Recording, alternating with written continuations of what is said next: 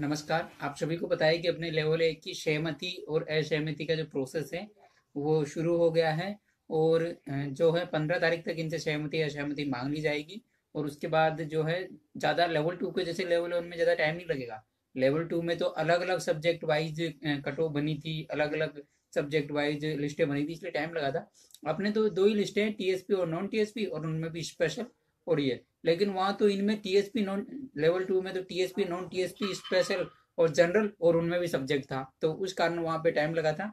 तो अपने ज़्यादा टाइम नहीं लगेगा, जल्दी ही अपन लोग सभी प्रयास करते रहे, जैसे प्रयास किए थे वैसे ही प्रयास करते रहे। उपेंद्र सर और उपेंद्र सर के निर्देशन में, विशेष तौर पर उपेंद्र सर और उनके निर्देशन में जेपी सर, ओपी विष्णु भाई है, इसके अलावा राजवीर जी है, कषाणा जी है, इसके अलावा रामदेव जी है, राजेंद्र जी बेरवा हैं, और समस्त जिला एडमिन लोग, अपने सभी जिला प्रतिनिधि जिन्होंने इतने अच्छे एफर्ट्स किए, और उनकी टीम, सभी जिला एडमिनों की टीम, और उसके अलावा जितने भी लोग इन्होंने सोशल मीडिया पर सहयोग किया, या इसके अलावा एडमिन के साथ टीमों में गए, कहीं ज्ञापन दिए, किसी से मिले, तो उन लोगों को विशेष रूप से धन्यवाद। आगे भी ऐसे प्रयास करने हैं, क्योंकि सरकार तो क्रेडिट लेना चाहती है, उसको तो जब तक वोट बैंक नहीं दिखेगा कि हाँ वाकई में ये लोग जो हैं वोट बैंक के, जब तक वो वोट बैंक के नजरिए से नहीं सोचेगी, जब तक काम नहीं होता। अपना काम हुआ है पॉलिटिकल प्रेशर की वजह से, तो पॉलिटिकल प्रेशर अपन लोगों का है और आगे भी ऐसे ही बनाए रखना है। तो इसके लिए विशेष रूप से सभी उपेंद्र सर और उपेंद्र सर के निर्देशन में अपनी जो इतनी भी टीम थी, सभी को धन्यवाद। आगे भी ऐसे प्रयास करते रहे। आज मॉर्निंग में भी जेपी सर और अनिल जी पारिक जो है गंगानगर गए थे, तभी अपने को आभास हो गया था कि जो है अपना काम पॉजिटिव है और जल्दी ही अपने को गुड न्यूज मिलेगी। फिर थोड़ी देर बाद वापस गुड न्यूज भी मिल जाती है। तो अभी तो लेकिन लोग तरह तरह के होते हैं, पता नहीं किस किस टाइप के लोग होते हैं। अभी तो इसके बारे में भी ये कह रहे हैं कि ये अफवाह है, ये सही नहीं है। तो जिन जिनको अफवाह लगती है वो भेगाने रेलिमेंट्री जाए, या जहाँ पे कोई डीओ कार्यालय पे कोई अधिकारी उनके संपर्क में हो, तो उनसे संपर्क करके आप पता कर ले कि फेक है या सही है, क्या नहीं है। क्योंकि ऐसे लोगों का कुछ कर नहीं सकते। बहुत से लोग हैं जो नेगेटिविटी जानते हैं और कुछ नहीं जानते हैं। तो जैसे अपन लोग कोशिश कर रहे थे, वैसे आगे भी जो अपने टीम मेंबर्स है, और उपेंद्र सर है, जेपी सर है, ओपी विष्णु जी है, रामदेव जी है, राजवीर जी है, कषाणा जी है, और एडमिन है, इनके कहे अनुसार काम करते रहे, ताकि अपन जल्दी से सफल हो। रीशफल और वेटिंग की लिस्ट जल्दी आए और ज्वाइनिंग भी मिले। लेवल 2 का भी काम हो चुका है। लेवल 2 वालों से ये कहना है कि आप लोग अगर थर्ड वेटिंग लाना चाहते हैं तो आपको कोर्ट वे अपनाना ही पड़ेगा। विभाग, सरकार के नेता मंत्री क्या चाहते हैं उनके मन की पता नहीं, लेकिन विभाग अभी इस चीज पर पॉजिटिव नहीं लग रहा है कि वो जल्दी से थर्ड वेटिंग निकाल देगा। तो आप लोग कोर्ट वे अपना ले, 2016 वाले और 18 वाले कोर्ट वे से आप लोग प्रोसेस कर सकते हैं, क्योंकि अप्रैल के एंड में रिक्तियां मांगी जाती है। तो विभाग की मंशा नहीं लग रही कि वो थर्ड वेटिंग निकालने के मूड में है। तो आप लोग कोर्ट भी अपना लीजिए, ताकि, या फिर पॉलिटिकल प्रेशर करिए ताकि आपका काम हो, और वो खुद अभ्यर्थी को भी करना पड़ेगा कोर्ट में। और इसके अलावा अब बात आती है पोस्टेड मैटर की। पोस्टेड मैटर में 5 तारीख को जो सुनवाई थी, उनमें पोस्टेडों ने, क्योंकि जोधपुर का डबल बेंच में एक जजमेंट आया था 2013 का, कि जो सेम पोस्ट पे पोस्टेड है उनको पुरानी सर्विस और एनओसी का कोई इशू नहीं है।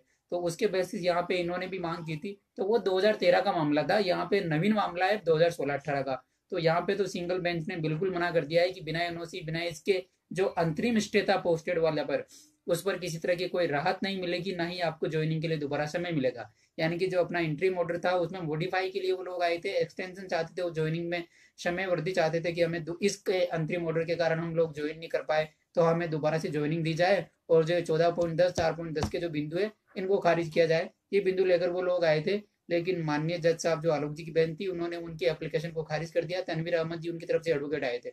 अब बात ये आती है कि पोस्टेडों के पास पैसों की तो कमी है नहीं, क्योंकि सर्विस कर रहे हैं वो तो अभी भी, वो कौन सा, वो तो अभी भी सर्विस कर रहे हैं। और इसके अलावा जो गंगानगर में जो लोग रिलीव कर दिए गए ज्वाइनिंग करने के बाद, वो क्या नहीं करेंगे। तो पोस्टेड अगर डीबी में जाते हैं तो उसकी पूर्व तैयारी के लिए अपने को तैयारी करनी होगी। तो आप लोग जो टीम है उसको कोऑपरेट करें, वो आपकी मर्जी, हमने आपको अवगत करा दिया है। क्योंकि वो लोग कोशिश तो करेंगे, हाथ पैर तो मारेंगे पोस्टेड लोग। तो यहाँ पे तो अपनी तरफ से विज्ञान साजी और बालकृष्ण जी ने उनके एप्लीकेशन को खारिज करा लिया। और इसके अलावा आपको बता देते हैं कि ये सब आभास हमें पहले ही थे कि पोस्टेड ऐसा कुछ अड़ंगा कर सकते हैं। तो हमने डबल बेंच में केविट भी लगा रखी है, ऑलरेडी पहले ही केविट लगा रखी है। बस आप लोग, उसको इतना सा सहयोग है कि आपसे जितना सहयोग हो डबल बेंच के लिए आप सहयोग करें, तो हम जल्दी आपको प्रोसेस बता देंगे। क्योंकि पोस्टेड कुछ अड़ंगा अड़ाएंगे, मान लीजिए कि वैसे केविट लगा चुके हैं, लेकिन अगर अड़ंगा अड़ाएंगे तो वो अड़ंगा भी खत्म करना है। वो तो सीधी सी बात है, उन्हें रीच पर वेटिंग से कोई मतलब नहीं है, आए नहीं आए, उनको तो उनकी ज्वाइनिंग मिलनी चाहिए। वो तो उस दिन भी कोर्ट में कह रहे थे कि अभी तो रीशफल और वेटिंग है, तो हमें हमारा जिला जब तक इनको ज्वाइनिंग का इनका फैसला नहीं हो जाता जब तक वो प्रोसेस नहीं हो। तो ये तो तरह इनको तो इनकी ज्वाइनिंग से मतलब है, रीशफल वेटिंग सीधी सी बात है, अगर उनको ज्वाइनिंग का टाइम मिलता है तो रीशफल वेटिंग रुकनी है। तो अपने को ये अड़ंगा नहीं आए इसके लिए पूर्व तैयारी करनी है। कैविट तो हम लोग पहले लगा चुके हैं और ये प्रोसेस रहा तो 15 दिन में ये भी आ जानी है। लेकिन ये अड़ंगा अगर अड़ाते हैं लोग तो अपने को इसकी पूर्व तैयारी करनी होगी। तो आप लोग इस पर प्लीज जो है सपोर्ट करें, हम आपको प्रोसेस बता देंगे। और अब नेतृत्व को आप लोग आगे आए, सीधी सी बात है, क्योंकि नेगेटिव कमेंट बाजी जो लोग करते हैं, जो सोशल मीडिया पर नेगेटिविटी फैलाते हैं, उनके खिलाफ तो कभी आप बोलते नहीं हो। आज जो कुछ भी देन है वो सब आप माने ना माने, हम किसी पर्टिकुलर लोग को क्रेडिट नहीं दे रहे, लेकिन पोस्टेड मैटर को जरूर क्रेडिट दे रहे हैं कि इतने अगर वेटिंग रीशफल आ रही है ना, ये पोस्टेड मैटर की वजह से आ रही है। हम किसी पर्टिकुलर व्यक्ति को क्रेडिट नहीं दे रहे कि उस व्यक्ति की वजह से आ रही है, पोस्टेडों की वजह से ही उन्होंने ज्वाइन नहीं किया, वो दस्तावेज सत्यापन काउंसिल में नहीं गए, तभी आ रही है।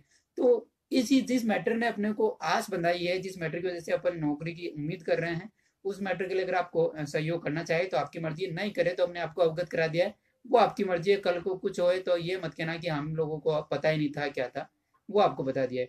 अब दूसरी बात आती है डाटा को लेकर। 5 अप्रैल से ही लोग जो है ये सस्पेंस कर रहे थे कि उन राजेंद्र जी का डाटा गलत है या उनके आंकड़े गलत है। अब अभी सहमति का जो प्रपत्र है आप उसमें देख लीजिए, वही 18,248 का आंकड़ा है।